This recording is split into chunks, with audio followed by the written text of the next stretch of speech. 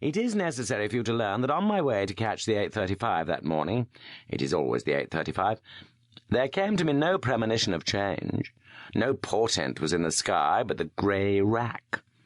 I saw the hale and dominant gentleman, as usual, who arrives at the station in a brougham drawn by 2 grey horses. He looked as proud and arrogant as ever, for his face is as a bull's. He had the usual bunch of scarlet geraniums in his coat, and the station-master assisted him into an apartment, and his footman handed him a rug. A routine as stable as the hills, this. If only the solemn footman would, one morning, as solemnly as ever, hurl that rug at his master, with the umbrella to crash after it. One could begin to hope, then. There was the pale girl in black who never, between our suburb and the city, lifts her shy brown eyes, benedictory as they are at such a time, from the soiled book of the local public library, and whose umbrella has lost half its handle, a china knob. I think I'll write this book for her. And there were all the others who catch that train, except the young fellow with the cough. Now and then he does miss it, using for the purpose, I have no doubt, that only form of rebellion against its accursed tyranny, which we have yet learned, physical inability to catch it. Where that morning train starts from is a mystery, but it never fails to come for us, and it never takes us beyond the city, I well know. I have a clear memory of the newspapers as they were that morning.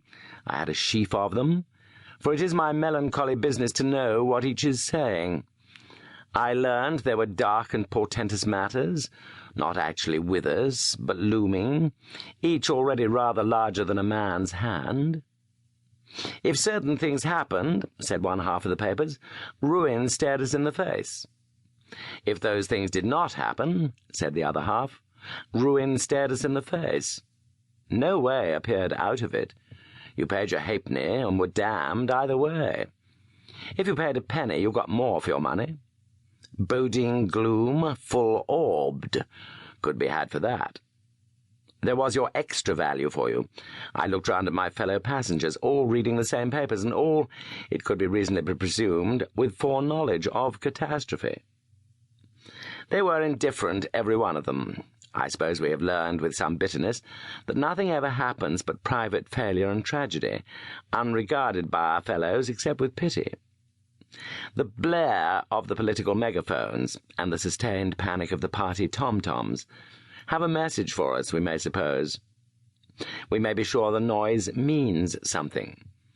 So does the butcher's boy when the sheep want to go up a side turning. He makes a noise. He means something with his warning cries. The driving uproar has a purpose. But we have found out, not they who would break up side turnings, but the people in the second-class carriages of the morning train, that now, though our first instinct is to start in a panic, when we hear another sudden warning shout, there is no need to do so.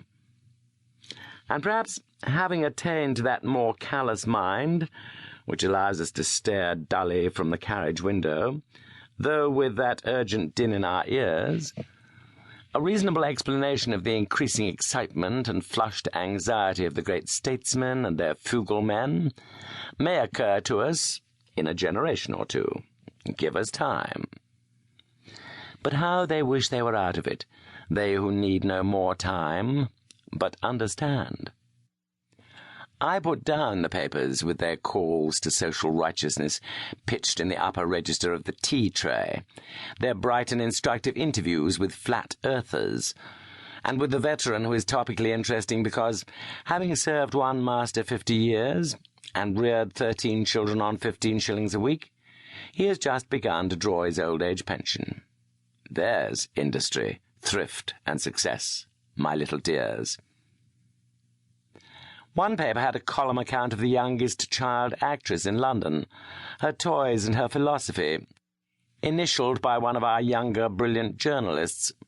All had a society divorce case, with sanitary elisions.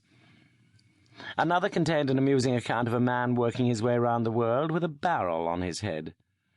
Again, the young prince.